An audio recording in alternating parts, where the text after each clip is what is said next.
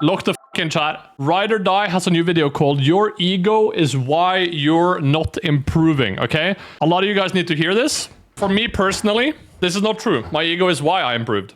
Let's watch it. You don't really exist. Not that your body, memories, or nothing at all exists, but the idea of a continuous consciousness or self doesn't exist. Or at least that's the idea proposed by Professor Thomas Metzinger, whose 714-page paper, which was published by MIT, claims. This is also a widely accepted concept in both neuroscience and philosophy of the mind, commonly being referred to as the self model. The self model claims that each of our individual conscious experiences, or what we feel as I, is simply a process designed by our minds and cannot be identified as a separate entity. This is exactly what Metzinger's justification is, that being transparency. If it were real, that being our sense of I, then that process should be easily identifiable outside of experience. Now, I don't blame you if you disagree. I'm not totally on board either, but let's just ride this out for a moment and assume Metzinger is correct. That would mean we are capable of constructing ourselves and our ideal self in a very fundamental way. This would Because what are you if not your experiences, right?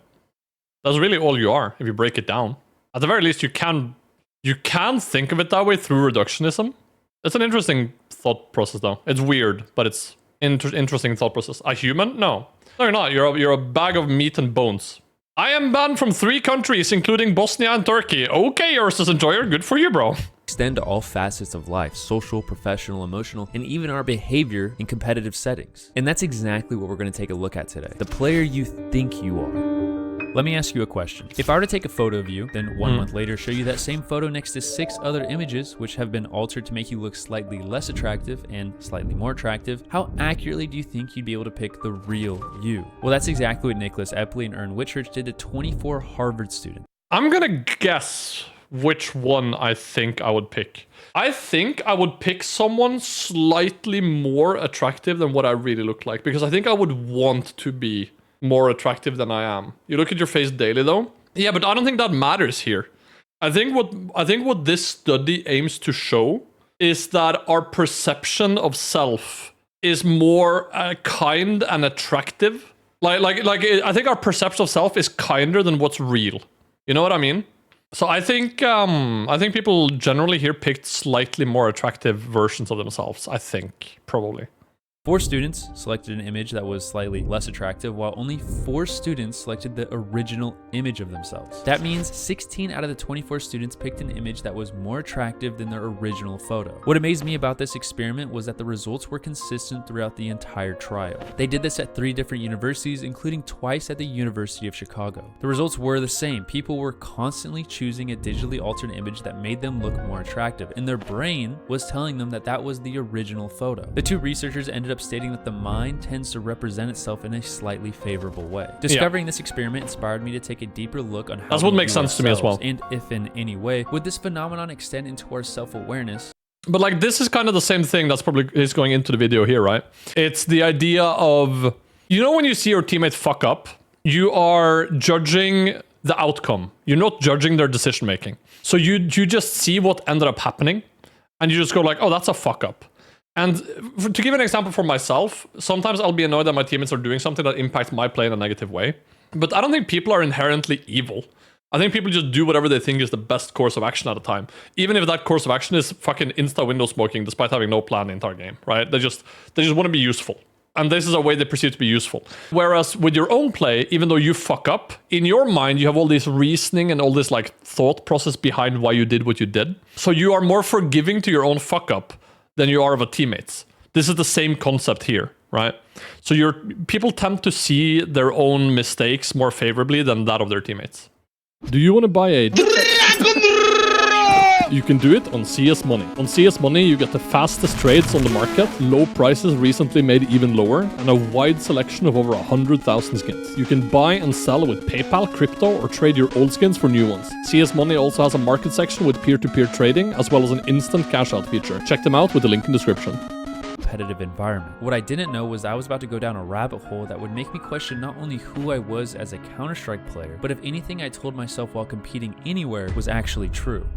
One of my favorite things to find when I do research for my videos is what's called a meta-analysis. This is where researchers put together several other studies and compile their results. Jules, that's thank you for the exactly what sub. I ended up finding. 4 PhD psychology researchers from Europe put together 69 different studies that were based around how athletes recognize who or what made them win or lose. This meta-analysis analyzed personal accounts from over 10,000 athletes. I'm gonna be so for real. The people that become really good at something, whether it is YouTube or professional play or whatever the fuck, they will only blame one thing and one thing only, and that is themselves. Things they can control. When I used to play Face It seriously and I took the game seriously, if I got team flashed, I viewed that as my mistake. And some of you guys have been around for long enough to see that. Some of you guys remember me getting a double entry on Vertigo and then pushing up E-box and then getting team flashed and killed. And I would be like, fuck, I should have dodged that flash. And that was genuinely the mindset I used to have when I got really, really good. Now I don't care anymore.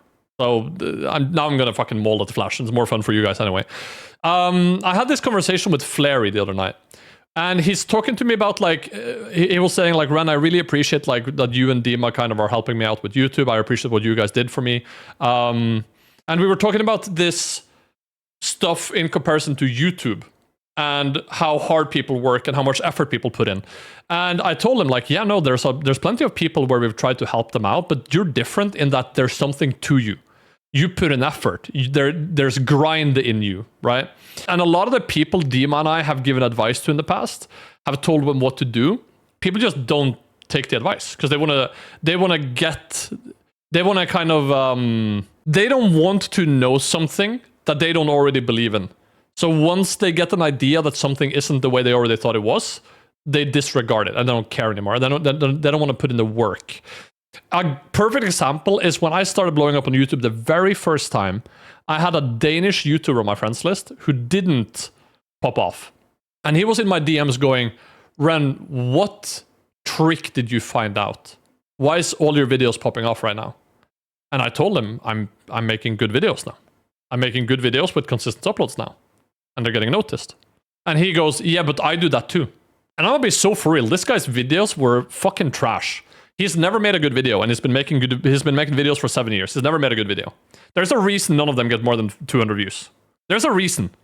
But if I tell him that his content is shit, then he's gonna be like, but your content is shit and you get views.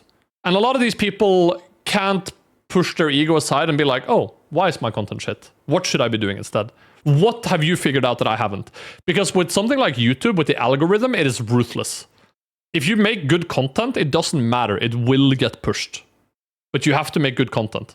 If you're not getting pushed, there is no conspiracy. There is no secret trick that everyone else knows. It is just you fucking up. So the mindset of, I will excel at this. This is my fault. This is my mistake. That's what you need to have to be a creator and be successful, or to be a pro player and be successful, or to be an athlete and be successful. Control what you can control, and that's you, only you. How athletes recognize who or what made them win or lose. This meta-analysis analyzed personal accounts from over 10,000 athletes ranging from high school all. Also, it makes you feel better about losses. People who don't care about winning or losing, but only care about improving, you won't have ladder anxiety. You won't care about losing. If you can look at a loss and in your mind be like, I would have won this if I dropped 40, then you're putting it on yourself. Because that's what fucking matters at the end of the day. You can't control your teammates. So you control you, right? That's the only thing that ever matters. Meta-analysis analyzed personal accounts Everything of gets over better. 10,000 athletes ranging from high school all the way to the professional level. What they discovered was after a win, athletes were more likely to attribute the results to their own personal performance versus to when they lose. Statistically, the effect size was 0.62 standard mean deviation, which basically means if you randomly picked one success explanation and one failure explanation, the success explanation would be more self-crediting 67% of the time. Also, this is interesting. There's a study in a book called The Philosophy of Money that talks about luck versus hard work. And if you talk to successful people, people that have built a business, people that have made a lot of money, was it because of luck or was it because of hard work? Then there's a deviation here as well, where successful people will attribute it to hard work, and non-successful people will attribute other success to luck. Now, the truth obviously lies somewhere in between. I'm a lot luckier than I probably think but I'm also a lot more hardworking than you guys think, right? And I think that like the real truth lies in between those two somewhere. A lot of my luck came to me because of a lot of hard work, a lot of hours. So you need both. There is no one that got to a position of power and a position of success without luck. It just doesn't happen. But also not without hard work. Enough, when asked about losses, athletes would almost always attribute the results to factors outside of their control. Things like weather, bad officiating, or even teammates. Queso once said that getting famous on Twitch was 10% hard work and 90% luck. What do you think? I disagree with him fundamentally because Queso is generationally funny. If you don't recognize the fact that Queso as a character and Queso as an entertainer is relatable and funny to people in a way that extremely few people are, then you're just discrediting him. It is ridiculous how much of an anomaly Queso is. But for everyone else that's trying to make this work, you don't blow up on Twitch by streaming on Twitch. You blow up on Twitch by doing a lot of work off platform. I blew up on Twitch from my YouTube content. Dima blew up on Twitch from his YouTube content. Fury blew up on Twitch from his YouTube content. Anomaly blew up on Twitch because of his YouTube content. So I also think it's hard with streamers to know what is real and what is fake. I think a lot of it is like lip service. I haven't watched Queso enough to know. But I think a lot of the streamers that go like, oh yeah, 9 to 5 is so much harder. I think a lot of them are just doing lip service. I think a lot of them just wants to say whatever they think their audience wants to hear.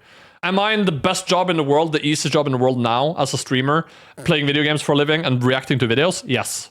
Was this the best job in the world for my first 4.5 years of doing it? No, it was fucking awful. I made no money. I worked 10 to 14 hours every day. I could not fucking make it work. I could not get successful. Shit sucked. Was it way easier to be at a 9 to 5? Fuck yeah, it was. But now that I'm here, love it. Love it. Best job in the fucking world. So is it the easiest job ever now? Yeah. Was it easy to get here? Fuck no. Do 99.9% of people fail to get here? Yeah. And then you just wasted a couple of years of your life. So it's like it's a hard topic, but it's much more gray than just saying it's an easy job, it's a hard job. It's also very individual. Some people stream and they gain energy from it. I drain myself mentally from streaming. So it depends on the person too. I had an easier time working cold calling full time, which is often called the worst job in the world, than I did with streaming. Factors outside of their control. Things like weather, bad officiating, or even teammates. What's which, that? if we think about it, makes telephone a lot of sales. sense. If you Unwanted were to win a match, telephone taking sales. accountability for that feels good. But if we were to think about our losses, admitting fault for losing is easily one of the worst feelings, not just in Counter-Strike, but in life. Okay, so at this point, I think it's fair to say that something is happening in our minds that isn't entirely obvious to ourselves. From multiple different studies, it's been proven that we as humans suck at taking accountability for poor personal performances. And as a side note, for whatever reason, we also like to think of ourselves to be more attractive than we actually are. Now, with that in mind, what I encourage you to do is think back to your last Counter-Strike loss. I cannot fucking relate to that shit, bro. If I'm less attractive than I am, then fuck me, bro. I'm GG, bro. I have confidence in my personality and my intellect, nothing else, okay? A lot of people think I'm this like cocky egomaniac. I've never once considered myself attractive in my life. I know I'm tall, and I've always been like kind of chubby or like on the fatter side. Never once considered myself attractive. I've never looked at a photo of myself and be like, damn, I look good. Never. It's never happened in my life as long as I've lived. You kind of lost in whatever game it is that you play. What You're attracted though? I'm glad I'm to you. I'm not to me. I've never been to me. Accountability or passing blame onto someone or something else. And if you want to get really introspective, how do you actually view yourself as a player? If I were to take a bet, you likely think about yourself the same way I've thought about myself, that I am better than the players around me. What happens when you spectate your teammates? I'm sure a lot of you, when watching your teammates, almost cringe. Hey, that's me! I made a ride or die video! Hey! Bad they are. Curious to why you're always bestowed with the bad players on your team. This was also something I noticed when I was coaching. One of the chief complaints from almost everyone that I worked with was they have terrible teammates. And in the comment sections of a lot of my videos, which were tutorials on how to get better at Counter-Strike, people would constantly blame anything other than themselves. But the reality of the situation is you're likely just as bad as your teammates you're cringing at. And the players in the other team are likely just as bad as your teammates. For 99.9% of the people, this is true. You simply wouldn't be in the same game as them. And before some of you default default back to your traditional reaction of rejecting any criticism or denying accusations of self-superiority, think about what we've already discussed. Our brains are literally wired to not think this. And ironically enough, this is exactly what prevents us from realizing our full potential. But why? Why do our brains default to this reaction? And why can't we just see ourselves for what we really are? Not just in Counter-Strike, but life in general. But before we can answer that, let's talk about the sponsor of today's video. Skins to answer this question, I stumbled on an old psychology paper that was published from UCLA in 1993. Shelley E. Taylor and Jonathan D. Brown made a paper called Positive Illusions in Well-Being. Both of them address the phenomenon that we're discussing now. They reason that our minds do this simply to inspire us to work harder and to be more confident in our abilities. They even go as far as saying self-preservation is good, but the negative side of this is that it's anti-improvement. It is, how do I put this? Being satisfied is the worst enemy of becoming great. When I was doing the Face It grind back in 2020, 2021, 2022, as long as I had a goal to grind for, I was never satisfied. I could drop 34-7 in a dominant game, and the rounds that I lost would still play in my mind. How could I have won this? What did I do wrong? How did I fuck up? You know what I mean? And if I'm to give an example from my own experience that might be a bit extreme, a bit on the nose, let me show you this, for example. One of my older videos. This is our 4,000 elo Face It player defense B site. Oh no, fuck it, let's do this one. 30 kills, 4 deaths. Easily dropping over 7 KD in Face It level 10. I came out of this game thinking about my deaths. Thinking how stupid they were. Thinking how I could have gone 30-1. How only 2 of my deaths realistically were unavoidable, but how I could have had an even crazier stat line, right? Where I fucked up. Bro, still in my mind, I can tell you, let's go to this game right here. Because I think this game, is it this game that goes to OT and I have a spray transfer in A ramp? It's here. Look. 12-10. I'm running to be with bump. I can still tell you how a lot of rounds from this game played out and what I disliked about those rounds. Obviously, I can't prove that it's true because whatever's not in the video anymore, I can't show you. But I still have rounds in my head that I played well and then I fucked it up in the end. And I still fucking remember them. It's annoying me. It's grating on that self-improvement part of me till this day. 3-4 years later. It's weird. It's weird. I'm just wired like this. I will say though that the toxicity of it all is when you try to control things you can't and you don't give yourself any slack on minor things. It used to be toxic before. I would put in a contact and my eyes would itch and I would have to take the contact out, clean my eye with some eye drops and then put a new contact in.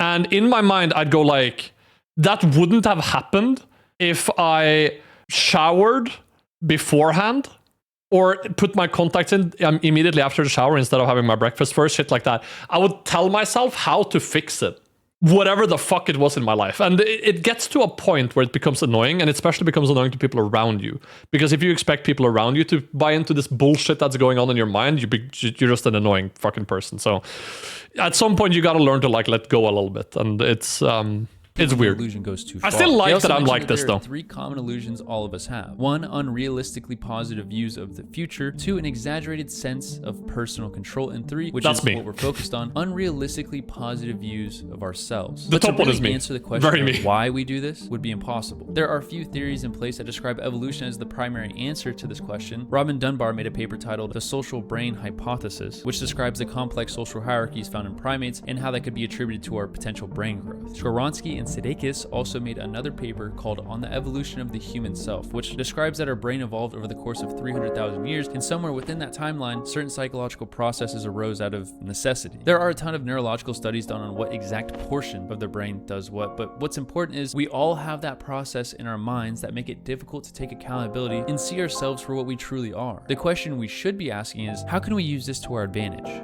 The first time I noticed myself doing this was when I was 15. In high school, I loved playing League of Legends, but for months after starting to play, I struggled to improve. I realized game after game, I would constantly blame someone else for losing, and after some time, I simply just got tired of it. When I played League, I would blame my teammates a lot.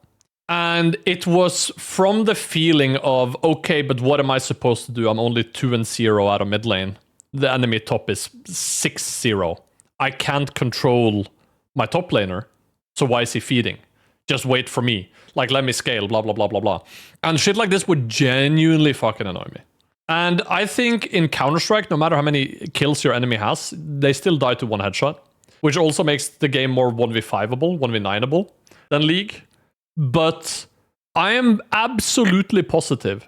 You ask a professional League player like this, if you ask Alois or the Baus or Reckless or Nemesis or Cadril, if they think League is 1v9able, they will just be like, yeah, look at Dopa. Yeah, look at Faker. Yeah, look at Gumayushi. Yeah, look at how the Baus climbs. Obviously it's 1v9able. Because these guys have done it. These guys consistently get to rank 1. And if they can do it, there's a way, right? And that is a fair point. I don't see the path to get to that point in League. So for me, League is a bad game in comparison to CS because I can't 1v9 it the same way. I don't know how. Videos on how to improve, but it doesn't feel like when I'm playing. When I'm playing, I feel like good. I needed to stop passing blame onto other people. I needed to address that voice in my mind that after each game ended would scan the leaderboard to find someone else to blame. Something that ended up sticking with me is the fact that I am the common denominator. The only person that's in every single one of my matches was myself. And if I wasn't playing well, there would be no consistency in my win rate. Shortly after this, I ended up improving substantially, but what I really gained from that experience was something else. I noticed that this philosophy doesn't need to begin and end with video games or competing. Constantly in life, we have this tendency to pass blame onto others instead of taking accountability. But the reality is, we are the reason for almost everything in our lives. Every situation we are in, whether it be school, work, or in relationships. If you didn't get the grade you wanted, why blame the professor? If you didn't land the job or promotion you wanted, why blame your boss? Even in cases where you're likely not the reason for failure, what's the point of blaming? Like, if LeBron and fucking Jordan and Kobe blamed their teammates for losses, they wouldn't be the greats that they are. Like, you hear examples of these guys being the first into the fucking arena in the gym and the last ones out, despite already being the best. And they are the best because they do this shit. Now, are there others that do the same shit and they aren't as good? Yeah, obviously, but there might be things that LeBron, Kobe, and MJ did that these guys don't. Or they're just physically more talented and gifted, and they put in the same amount or more hard work. Yeah, Kobe's Mamba mentality is very famous, right? But I think this goes doubly for a lot of people. I think someone like Neymar is insanely good at the game, but I think his ego stands in the way of him being a great. If you want to talk about football, for example, I think if you talk about Messi as a striker, Messi's got a lot of fucking assists. And Messi is selfless in a game. Messi doesn't ego and trip up in a game. When Messi makes a decision, it's usually the right one. He passes if that's the best way to score a goal, and he shoots if that's the best way to score a goal. Right?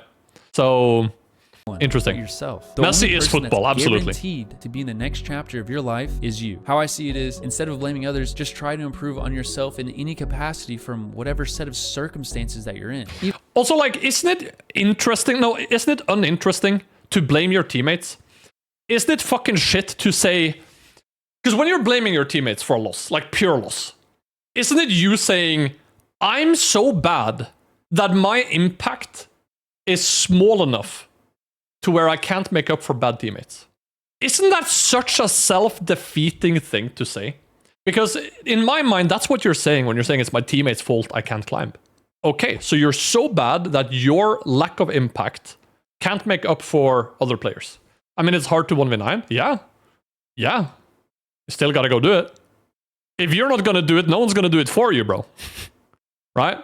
I can't make up for my teammates. Statement, very true. I'm shit. Well, there you go. Now you have a chance to figure out how to fix that. But for a lot of people, it's just not doable. Yeah, I like this. It also reduces the game to just throwing the dice every time you hit the play button. 60% chance of being sad, 40% chance of being happy. It takes 40 minutes to roll. Yeah. Or go out and impact the game before the game gets decided in front of you. Go be an entry fragger. Do you guys know, let me see. Round win percentage after getting entry. Face it. Can I find this? The first kill. If your team gets the entry, you win almost 70% of rounds. 70% almost. Meaning if you consistently get the entry, and personally when I'm playing Counter-Strike, I'm consistently getting the entry, whether I'm CT or T. If you can do this consistently, you win games. Period. So going 30 and 15, I'm not interested. Okay, you have 2 KD, who cares? Going 23 and 15 with entry frags, so you have a positive delta of what, 8? You probably won 8 rounds. With the percentage, you won 5. You won 5 rounds that game. Minimum. You lost some too, sure, but you won 5 rounds. More than you lost.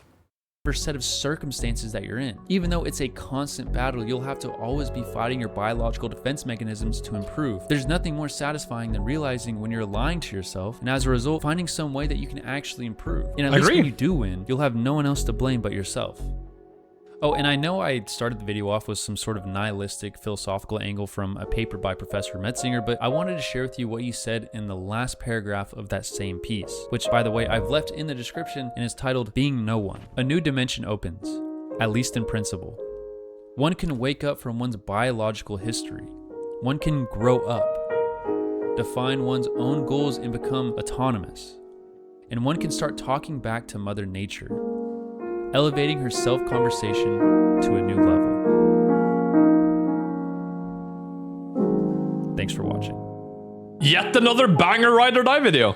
Hey, this guy's the fucking truth. If you haven't subbed to Ride or Die yet, you should do it right meow. Subscribe to me as well.